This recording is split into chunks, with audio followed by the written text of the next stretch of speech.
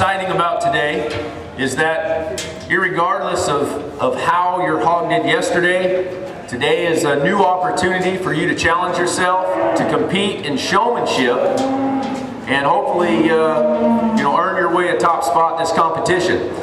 So we're going to talk a little bit about my expectations of you and what I'm going to be looking for.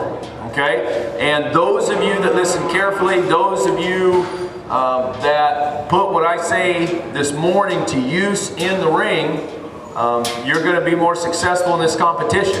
Okay? So the first thing that I want to talk about is to me what showmanship is all about is how well you present that hog to me. Okay? And so in my opinion, an exhibitor that is an excellent showman or show person is in control of their project in the ring.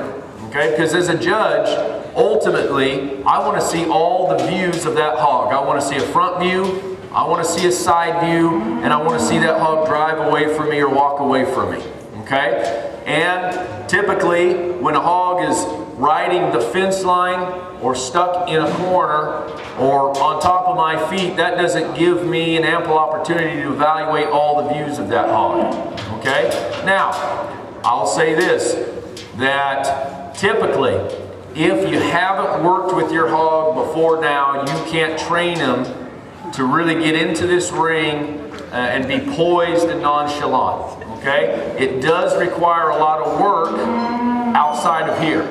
Okay? Now, doesn't mean that you don't come in here and try your darndest here to bring your hog out here, keep him off the fence line, keep him out of the corners. Okay?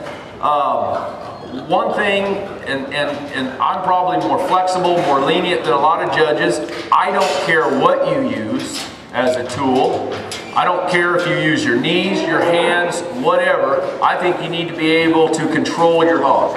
Okay? I do believe, and I know some of you won't like this, I don't believe that one of those big, awkward, unorthodox, heavy canes are the best tool that you can use to show a hog. Okay? Something shorter, something that you have more control over, definitely gives you kind of more strength in your arm. The other thing, and I want you to really keep in mind, if you are constantly touching your pig, then they aren't going to, really they're not going to respond to you when you want them to turn. Okay? And so that is a mistake that I find with novice showmen and even showmen that are less experienced, even if they're older, is that they'll walk in and they'll constantly tap that pig. Keep everything off of that pig unless you want that pig to turn or move or go in a different direction. Okay? And if that pig is walking towards the center of the ring, let it walk towards the center of the ring and then turn it to come back towards me or away from me to give me a different view than I just got. Okay? Now, and again, there's a lot of different ways. If your hog does go to the corner, and we all know that you're not going to have your A game every day, because sometimes these critters get into the ring and they're going to find the fence line. They're going to find the corner, irregardless of how well you're trying.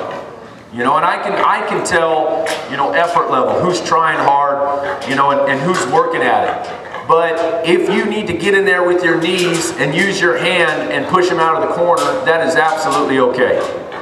Okay? So do what you need to do to get them off the fence line and get them out of the corner. Okay? Now, and hopefully these hogs work a little bit. And I guess before I kind of demonstrate, and there's not really much that I need to demonstrate, is when you do turn a pig. And again, little taps like this probably aren't going to get the response you want. And that's why I say if you kind of choke down a little bit and make them feel it without, whacking them. Okay? Make them feel it though. And that's kind of the difference. Constant taps, constant touches, they will not respond to you. Okay? So when you do touch them, make it count. Okay? So I'm okay with that. If you need to use your hand on the top of the back, I think that is appropriate as well to get them to move. I do not want you to stop your hogs or frame them for me. Hogs look better when they're moving. Okay? Hogs look better when they're moving. So keep them on the move. And then kind of probably something else that I wanted to talk about is where we do need to touch it. Unless we're touching the head or the face of the hog with our show tool, or touching the top of their back with our free hand, or pushing them out of the corner with our knees. Those are probably the only places we really need to touch them. Please do not follow them and tap on their hocks, their hind legs, or their ham. Okay? Do not do that.